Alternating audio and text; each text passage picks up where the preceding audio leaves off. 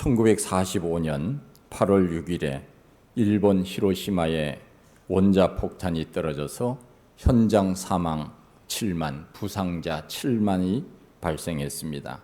같은 해 8월 9일에 나가사키에 원자폭탄이 또 떨어져서 현장 사망 4만, 부상자 3만으로 총 20만 명 이상이 죽거나 부상을 입었습니다. 일본은 이 일로 인하여 항복을 선언하고 우리나라는 8월 15일에 해방을 맞이하게 됩니다. 8월 15일이 우리는 해방의 날이지만 일본은 패전의 날이라 이렇게 말할 수 있습니다. 성경에 보면 절기를 지키라고 하는 말씀들이 있습니다. 유월절, 맥추절, 초막절, 이 절기를 지키라 하는 의미는 이 날을 기억하라 하는 뜻입니다. 우리 예수님께서도 우리들에게 성찬식, 만찬을 하시면서 제자들에게 말씀하셨지요. 내가 다시 오는 날까지 이것을 행하여 나를 기념하라. 우리 성경에는 기념하라 그렇게 나와 있지만은 영어 성경에는 기억하라, remember me 이렇게 표현이 되어 있습니다. 기억하라가 더 정확한 표현입니다. 절기를 지키는 것은 기억한다 하는 의미입니다. 유월절을 기억하라. 하나님께서 너희에게 애굽에서 너희를 해방한 날이니라 말씀하시지요. 맥추절을 지키라. 처음 익은 열매는 하나님의 주신 것이라고 하는 것을 기억하라. 초막절을 지키라. 너희들이 광야 생활을 할 때 불기둥과 구름기둥으로 인도하신 여호와 하나님을 기억하라 하는 말씀입니다. 안식일을 지키라. 하나님의 창조의 날을 기억하라 하는 뜻입니다. 주일을 지키는 것은 예수 그리스도의 부활의 날을 기억하라고 하는 뜻입니다. 우리가 기억하지 않으면 세상을 아무렇게나 살 수 있습니다. 그리고 내 생각대로 살 수 있고 감사가 없고 고마움을 모르고 살 수가 있습니다. 그러기에 내 힘과 내 능력으로 사는 것이 아니라 하나님의 은혜와 하나님의 뜻 가운데 내가 오늘 살고 있다고 하는 마음의 고백, 이것이 바로 절기를 지킨다 하는 의미가 있습니다. 누가 어떻게 했는지 기억하고 어떻게 살아야 할 것인가를 다시 한번 생각하고 결단하는 시간이 바로 절기를 지키는 의미가 있습니다. 8월 15일은 우리나라의 경축 기념일입니다. 시대가 지나고 세대가 바뀌어도 8월 15일은 우리 모두가 기억하게 될 것입니다. 아마 젊은 세대들 8월 15일을 모르는 그런 사람들도 혹 있을는지 모릅니다. 저도 6.25도 모르고 사실 광복절도 모르고 3.1절도 사실 잘 모르지요. 그러나 우리가 절기를 지킴으로 우리의 선조들이 이렇게 고생을 했구나, 나라를 위하여 몸을 바쳤구나, 그것을 우리가 다시 한번 기억하는 것이 아니겠습니까? 여러분, 4월 23일이 무슨 날인지 아십니까? 잘 모르시죠? 몰라도 됩니다. 4월 23일은 제 생일입니다. 여러분들이 4월 23일 이것은 몰라도 됩니다. 왜냐하면은 남의 일이기 때문에 그렇습니다. 그러나 저는 제 생일이니까 제 생일을 기억합니다. 지나갔으니까 그냥 얘기해도 괜찮을 것 같습니다. 곧 잊어버릴 테니까. 1년 365일 동안 평범한 날도 있지만은 그러나 의미 있는 날도 많습니다. 바로 여러분들의 생일을 기억하는 것이며 또 특별히 가족 중에 기념해야 될 일들, 이런 것들은 개인적으로 여러분들이 다 기념할 것입니다. 그리고 기억할 것입니다. 8월 15일이 바로 그런 날입니다. 우리가 일제강점기 36년 동안 얼마나 많은 시련을 겪었는지 모릅니다. 특별히 기독교인들이 순환을 많이 받았습니다. 목사님들이 예배를 드릴 때 예배를 드려야 하는 그때도 일본 순사들이 뒤에서 목사가 무슨 말을 하는지 검열을 했습니다.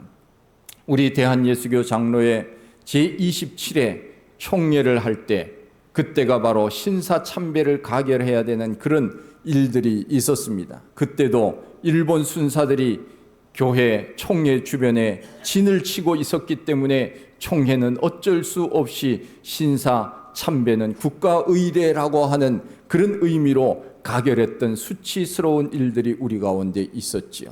그야말로 강제적으로 그렇게 당할 수밖에 없었던 그 일로 인하여 우리 대한예수교 장로의 총회가 회개하고 다시 한번 하나님 앞에 잘못을 고백하는 일들이 있었지만, 하나님 앞에 일제강점기 때 예배를 자유함으로 드리지 못하는 그런 일들이 얼마나 우리를 슬프게 하는지 모릅니다. 설교도 늘 검열을 받아야 했고, 찬송을 부를 때도 아무 찬송이나 부를 수가 없었습니다. 십자가 군병들아 주위에 일어나 믿는 사람들은 군병 같으니, 이런 찬송가는 금지되어 있었습니다. 예수 믿는 사람들이 십자가 군병이니까 아마 일본 사람들이 무서워한 것 같습니다. 이 가사에 보면은 이런 가사가 있습니다.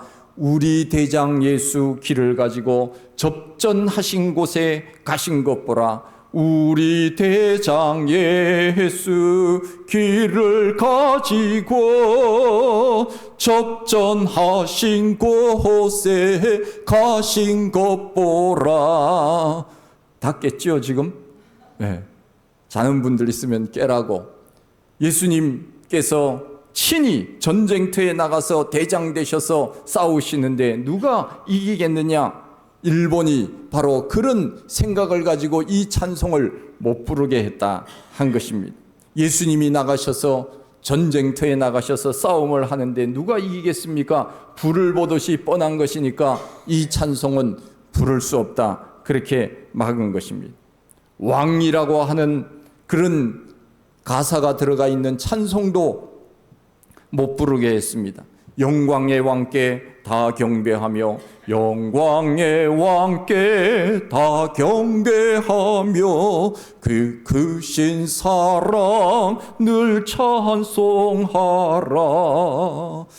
제가 학교 다닐 때 장신대에서 일주일에 한 3번 내지 4번 정도 채플이 있는데, 이 신학생들이 얼마나 찬송을 잘하는지 몰라요. 그냥 찬송가 하면은 그냥 성가대예요.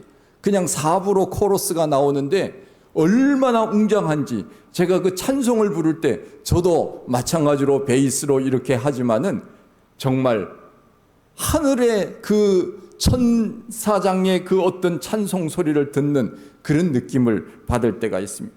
성도들이 함께 큰 소리로 영광의 왕께 다 경배하며 그 크신 사랑 늘 찬송하라, 이렇게 찬송하니까, 아니 왕이 일왕밖에 없는데 감히 어디서 왕의 이야기를 하느냐. 그래서 일제가 이 찬송도 못 부르게 했습니다. 만왕의 왕, 왕의 왕, 만유의 주, 만유의 주제, 이런 가사가 들은 것은 못 부르게 했다 하는 것입니다. 우리가 가끔씩 일본 왕을 천황이라 그렇게 부르는 사람이 있습니다. 아무 생각 없이 그렇게 말하는데 그렇게 말하면 안 됩니다. 천황이 어디 있습니까? 하늘의 황제가 어디 있습니까? 하늘의 황제는 하나님밖에 없는데 일본 왕을 천황이라 세뇌되어서 우리나라 사람들이 아직까지도 천황 이렇게 부르는데, 그것은 저는 무지한 사람입니다, 이거하고 똑같은 거예요. 앞으로 일왕이라고 불러야 됩니다. 일본의 왕이라고 불러야지, 영국의 왕 뭐 이런 식으로 불러야지. 어떻게 이 세상에 천황이 있을 수가 있겠습니까? 설교할 때 하늘나라에 대해서도 설교하지 못하게 했습니다.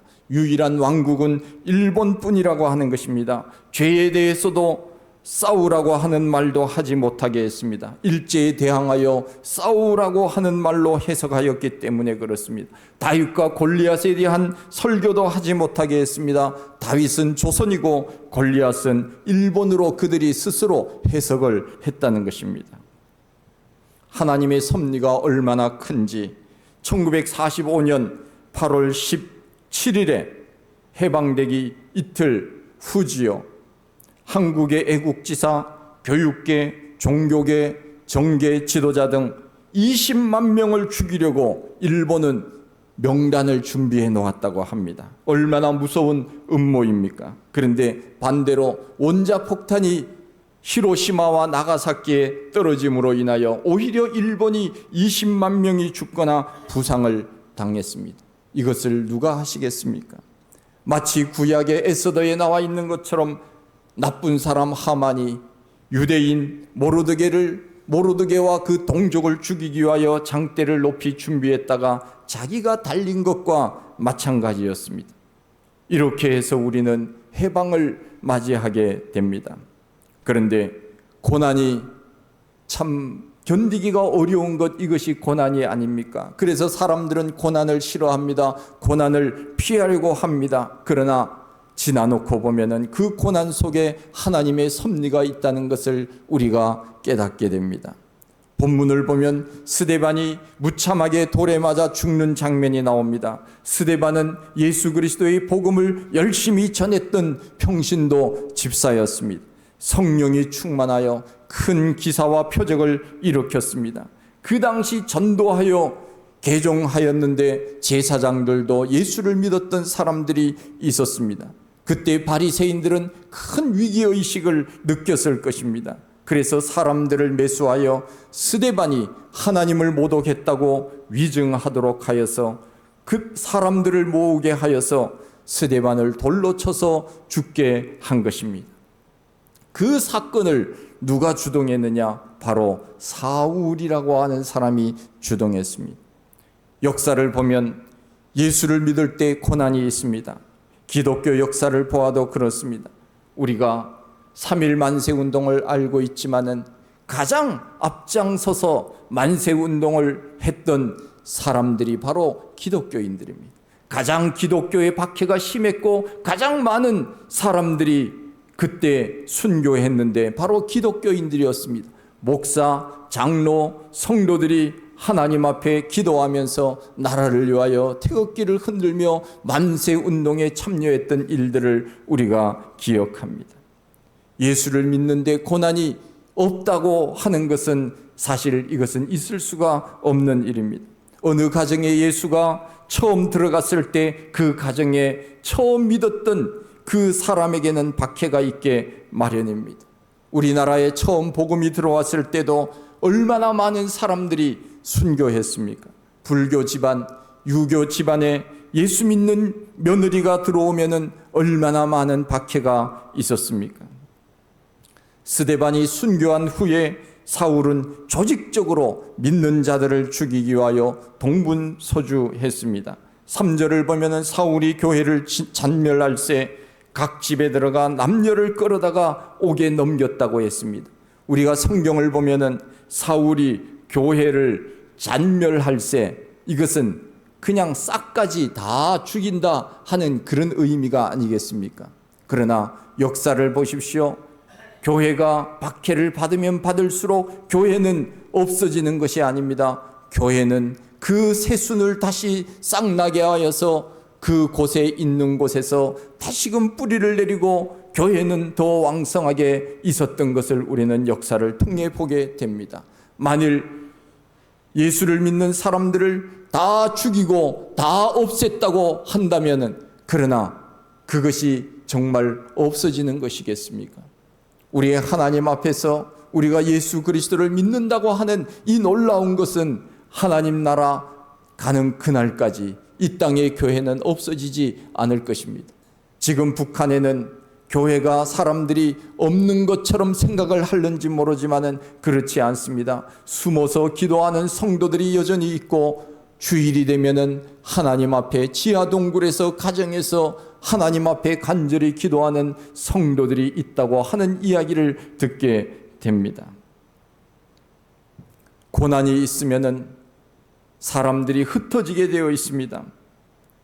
그 당시도 마찬가지였습니다. 너무나도 다급한 나머지 자기들이 적대시하는 사마리아 땅까지 박해가 있어서 그들이 피하게 된 것입니다.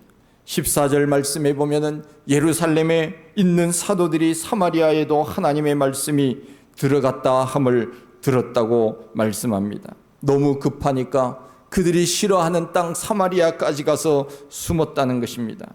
그런데 예수 믿는 사람들의 생리는 어딘가에 가면은 가만히 있지 아니하고 반드시 예수 믿는 사람들은 복음을 전하게 되어 있습니다. 그리고 복음을 전하고 교회를 세우게 되어 있습니다. 우리도 마찬가지 아닙니까?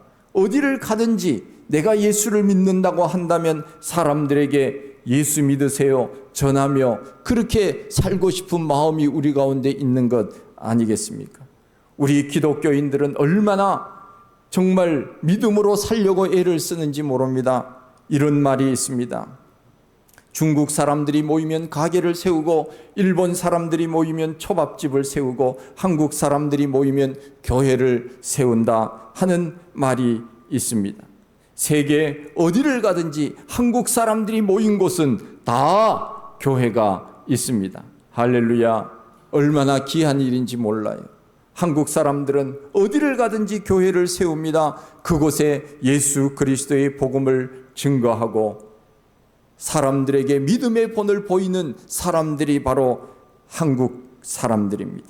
만일 스데반의 죽음과 함께 핍박이 없었다면 그들이 어찌 사마리아로 흩어졌겠습니까? 아마 사마리아로 흩어지지 아니하고 예루살렘에 안주하여 있었을는지도 모릅니다. 우리 한국도 마찬가지입니다. 고난을 받았기 때문에 세계 어디를 가도 한국 사람들이 있습니다. 마치 유대인들이 고난을 받음으로 인하여 전 세계에 흩어져서 살았던 것처럼 우리 한국 사람들도 고난 가운데 여러 곳으로 자이든 타이든 흩어질 수밖에 없는 그런 상황 속에 살지 않았습니까? 그런 면에서 오늘 우리가 세계 속에 번영을 누릴 수 있는 나라가 된 것은 바로 그 고난 속에 하나님의 섭리가 있었던 것은 아니겠습니까? 이제 우리나라가 세계 속에 이름을 떨치는 그러한 나라가 되었습니다. 사람들은 우리 대한민국이 세계 10대 강국에 들었다고 이야기를 합니다. 그리고 또 군사력으로는 세계 6위의 국가가 되었다고 그렇게 말하기도 합니다. 그런데 우리나라 사람들이 모르는 것이 몇 가지가 있다고 합니다. 북한이 얼마나 무서운지 모르고 일본이 얼마나 무서운지 모르고 미국이 얼마나 고마운지 모르고 한국이 얼마나 잘 사는지 모른다 하는 이야기가 있습니다. 우리나라 사람들은 겁이 없어요. 우리나라보다 덩치가 큰 나라를 부를 때 우리는 이렇게 부릅니다. 미국 놈들. 저 미국 놈들 저 무슨 관세 뭐 이러면서 겁도 없이 그냥 미국 놈이라고 그렇게 부릅니다. 우리나라보다 덩치가 40배 이상 되는 중국 사람들을 보고 중국 놈이라고 부릅니다. 제가 중국의 그 천안문 자금성에 한번 가보았는데 얼마나 넓은지 몰라요. 그야말로 자금성은 우리나라 경복궁에 제가 재보지는 않았지만 50배 이상은 되는 것 같아요. 얼마나 큰지 끝이 없을 정도로 그 왕이 살았던 궁궐이 그렇게 크게 지을 필요가 있을까 할 정도로 그렇습니다. 그런데 그 중국 밑에 붙어 있는 작은 그 나라가 바로 우리 대한민국 아닙니까? 그것도 남북으로 갈라진 그런 가운데 중국 사람들이 볼 때는 정말 이거 우리나라의 중국의 속국 아닌가? 우리 중국의 무슨 하나의 현 같은 무슨 성 같은 뭐 그런 어떤 나라라고 생각을 할 수도 있지 않을까 조심스럽게 생각은 해봅니다마는 절대 그런 것은 아니지. 그런데 우리는 그 큰 중국 사람들을 보고 중국 놈이라고 이야기를 합니다.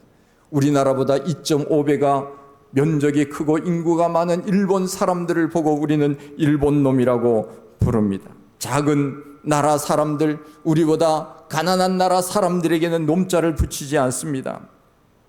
베트남 놈, 태국 놈, 필리핀 놈, 네팔 놈 이렇게 부르는 것은 제가 못 봤습니다. 우리나라 사람들이 얼마나 담대한지 몰라요. 대단한 사람들입니다. 세계 많은 사람들이 우리 대한민국을 부러워합니다. 한국에 오고 싶어 합니다. 한국말을 배웁니다. 한국 드라마를 보고 한국 음악을 듣습니다. 우리 대한민국은 이제 세계적인 나라가 되었습니다. 그런데 늘 안타까운 것이 있습니다. 정치는 여전히 후진국입니다. 정치가 선진화되려면 아직까지 몇십 년, 몇백 년이 가야 고쳐질는지 장담하지 못할 그런 수준의 정치입니다.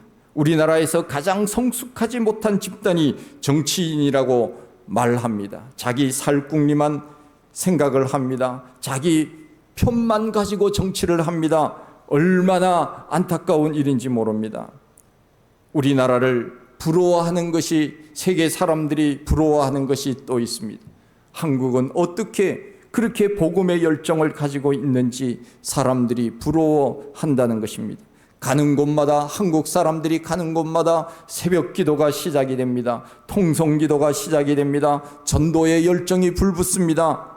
저 나라 사람들은 어떻게 저렇게 열심히 있냐고 혀를 내두릅니다. 그런데 지금은 예전만큼은 못한 것 같습니다. 오늘 우리가 8.15 광복절 기념예배를 드리면서 이제 마치기 전에 애국가를 부를 것입니다. 태극기를 흔들면서 애국가를 부릅니다. 이것은 애국가를 부르며 태극기를 흔들며 애국가를 부르는 것은 나라에 대한 감사와 고마움의 표현입니다. 극단적인 사람들이 흔드는 그런 태극기가 결코 아닙니다. 하나님이 우리나라를 지켜주신 그 은혜에 대한 감사와 감격의 표현입니다. 우리가 1919년 3.1절 그때 태극기를 흔들며 숨겨놓았던 태극기를 장롱속에서 꺼내 흔들면서 길거리에 나가서 만세운동을 부르지는 못했지만, 그러나 우리가 다시금 이날을 기억하면서 태극기를 흔들며 애국가를 부른다고 하는 것은 다시금 우리 속에 있는 나라 사랑에 대한 것을 끄집어낼 수 있는 좋은 기회가 되는 것 아닙니까? 하나님께서 우리나라를 이렇게 지켜주심으로 인하여 우리는 이 편한 세상 가운데 살게 된 것이 얼마나 감사한 일입니까? 여러분 감사하십니까? 대답 안 하신 분이 두 분이 있어요. 아마 딴 생각하다가 아마 대답을 못했을 겁니다. 여러분, 우리는 늘 내 나라가 있다는 것이 얼마나 감사한지 몰라요. 우리가 나라가 없으면 외국에 여행도 못 갑니다. 누가 나라 없는 사람을 받아줍니까? 이 지구상에 우리가 알지 못해서 그렇지 이 지구상에는 1억 1천만의 난민들이 있다고 합니다. 나라에 여러 가지 내전, 전쟁 이런 것들로 인하여서 가난, 배고픔 이런 것들로 인하여서 고국을 떠나서 다른 곳으로 가려고 하는 그 난민들을 그 어느 나라 사람들이 받아주는 것입니까? 우리는 나라가 있다고 하는 것이 얼마나 감사한 일인지 모릅니다. 역사를 보면 애굽이 세계를 지배하던 때가 있었습니다. 바벨론이 세계를 지배하던 때가 있었습니다. 메데 바사 페르시아가 세계를 지배하던 때도 있었습니다. 헬레니즘이 꽃피던 그런 시대가 있었습니다. 로마가 세계를 지배하기도 합니다. 영국이 세계를 지배하기도 했습니다. 그리고는 미국이 지금 세계를 지배하는 것 같은 그런 상황에 있지 않습니까? 모든 나라의 경찰 국가처럼 관세를 자기 마음대로 매겨서 관세를 부과하는 그런 강대한 나라가 되었습니다. 그러나 세계를 지배하던 나라는 역사가 지나감에 따라서 점점 바뀌는 것을 우리는 보게 됩니다. 복음도 마찬가지입니다. 영국에서 대서양을 거쳐 미국으로 간 복음이 아시아에까지 왔습니다. 우리 대한민국까지 와서 우리 대한민국이 복음의 강국이 되었습니다. 이제는 다시금 우리의 복음이 여기에 머물러 있는 것이 아니라 동남아시아의 여러 지역, 중국, 말레이시아, 태국, 베트남, 캄보디아, 라오스, 인도네시아, 인도, 터키까지 다시금 갈 수 있도록 우리나라가 다시금 복음의 강국이 될 수 있도록 깨어 있어야 됩니다. 우리나라가 가난한 시절에 하나님 앞에 눈물로 기도하며 잘 살게 해달라고, 우리 자식들 잘 되게 해달라고, 나라가 부강한 나라가 되게 해달라고, 잘 먹고 잘 사는 나라가 되게 해달라고 눈물로 하나님 앞에 울부짖었던 우리의 믿음의 선조들이 있지 않았습니까? 그런데 그러한 사람들이 점점 없어진다고 하는 것이 얼마나 안타까운 일인지 모릅니다. 다시금 우리는 힘을 내어 주님 앞에 부르짖어야 됩니다. 믿음으로 살게 해주십시오. 우리나라를 지켜주십시오. 우리나라가 여기서 멈추어지지 않게 해주십시오. 다시금 복음의 강국이 되어 세계 속에 복음을 떨치는 나라가 되게 해 주십시오. 우리는 그렇게 기도해야 됩니다. 세계에서 가장 많은 선교사를 보낸 나라가 영국이었다고 합니다. 영국이 선교사를 제일 많이 보낼 때 영국은 세계적인 나라였습니다. 미국이 세계적으로 가장 많은 선교사를 보내는 나라라고 합니다. 그러기에 하나님이 지금도 쓰시고 있는지도 모릅니다. 그리고 한국이 세계 선교사를 많이 보내는 나라라고 합니다. 우리나라 인구 비율로 하면은 강대국에 비하여 인구가 많은 나라에 비하면은 그야말로 어찌 보면은 세계에 가장 많은 선교사를 보내는 나라가 바로 한국이 아닌지 모르겠습니다. 이것이 멈추어지지 않도록 우리는 계속적으로 믿음으로 서야 되고 나라를 위하여 기도해야 되지 않겠습니까? 우리나라에 외국인들이 300만 정도가 산다고 합니다. 얼마나 많은 인구인지 모릅니다. 그야말로 그들에게 우리가 복음을 전함으로 그들이 나가서 이제는 자기 나라에 가서 복음을 전할 수 있도록 우리가 그들을 학대하지 말고 하대하지 말고 그들에게 복음을 증거함으로 따로 선교사를 내보내지 않더라도 그들이 복음을 받아들여 자기 나라에 갔을 때 복음을 증거할 수 있다면 그것이 얼마나 또 감사한 일이겠습니까? 우리는 일제의 식민지로 인하여 많은 사람들이 그 당시에 흩어졌습니다. 자이든 타이든 고난으로 인하여 북간도로 갔습니다. 일부는 중국에 정착하여 살면서 민족을 형성하며 살았습니다. 우리는 그들을 조선족이라고 말합니다. 220만 명이나 된다고 합니다. 그곳 북간도에 살다가 더 북쪽으로 올라가서 러시아에 정착한 사람도 있고 다시 강제적으로 이송되어 더 북쪽으로 올라가 사할린에서 혹은 중앙아시아에서 거주하게 된 우리나라 사람들이 있습니다. 그들을 우리는 고려인이라고 부릅니다. 그들은 50만 명이나 됩니다. 6.25로 인하여 부모를 잃은 고아들이 많습니다. 그 전쟁 고아들이 입양되어 미국, 캐나다, 호주, 스위스, 스웨덴, 프랑스, 덴마크 그곳에 간 사람들이 14만여 명이나 된다고 합니다. 지금도 매년 2천 내지 3천 명 정도가 외국으로 입양이 된다고 합니다.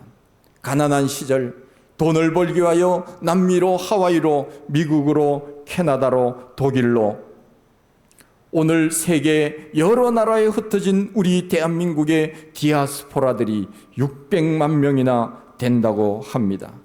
여기에 복음을 전하라고 하는 그 고난의 역사 속에 흩어지게 한 것은 하나님께서 복음을 전하라고 하신 하나님의 섭리가 있지는 않겠습니까? 복음이 베들레헴 마국간에서 시작이 되었습니다. 그리고 30년 만에 예루살렘이 복음화되었고 313년에 로마가 기독교 나라가 되었고 그 복음이 한국에 들어와 선교 100년이 채 되기 전에 우리나라는 1천만 그리스도인들이 생겨나게 되었습니다. 지금은 선교 140년인데 많이 정체되어 있는 상황입니다. 우리 그리스도인들이 더 분발해야 합니다. 우리 대한민국을 통한 하나님의 계획이 다른 나라로 넘어가지 않도록 우리는 더 기도하고 깨어 있어야 합니다. 광복이 된 지 60년이 채 되기도 전에 6.25를 겪고 난 지 40년이 채 되기도 전에 우리나라는 세계 10번째 나라로 성장하였고 전 세계 200여 개 나라에 2만여 명의 선교사를 보내는 놀라운 경제 부흥과 복음의 성장을 가져왔습니다. 하나님의 은혜였습니다. 이제는 그 하나님의 은혜를 기억하지 못하고 잊어버린다면 하나님께서 푯대를 옮겨서 다른 나라에게 복을 주실는지도 모릅니다. 더 우리는 하나님의 섭리와 계획이 우리 대한민국 안에 있도록 기도해야 되고 하나님께서 우리 교회를 통하여 우리 나라를 통하여서 세계 속에 복음을 증거할 수 있도록 우리는 더 하나님 앞에 메어 달리는 믿음으로 살아야 됩니다. 이제 우리가 기도해야 될 기도의 제목이 있습니다. 그것은 여전히 광복을 맞이했지만 분단된 나라입니다. 그러기에 날마다 우리는 저 북녘 하늘 아래에 있는 우리의 형제들도 우리와 함께 자유함으로 예배드릴 수 있는 그날이, 복음으로 하나 될 수 있는 그날이 오기를 늘 기도해야 됩니다. 이것이 바로 하나님이 우리들에게 주신 사명이 아니겠습니까? 우리 대한민국이 하나님 앞에 더 귀하게 쓰임받을 수 있도록 믿음으로 서는 우리 믿음의 사람들이 다 되시기를 간절히 축원드립니다. 하나님 아버지, 크신 은혜와 사랑을 감사합니다. 하나님, 우리는 잘 몰라서 나라의 소중함이 어떠한지, 나라가 얼마나 귀한지 우리가 잊어버리고 살 때가 많습니다. 나라가 있기에 오늘 우리가 이렇게 편안하게 예배드릴 수 있으며, 나라가 있기에 마음대로 세계 여행도 할 수 있으며, 나라가 있기에 우리는 또한 큰 소리를 칠 수 있음을 저희들이 압니다. 나라에 대한 감사, 하나님에 대한 감사 잊지 않게 하시고, 믿음의 사람들 늘 복음의 사명자로서 살아갈 수 있게 하여 주시옵소서. 예수님 이름으로 기도하옵나이다. 아멘.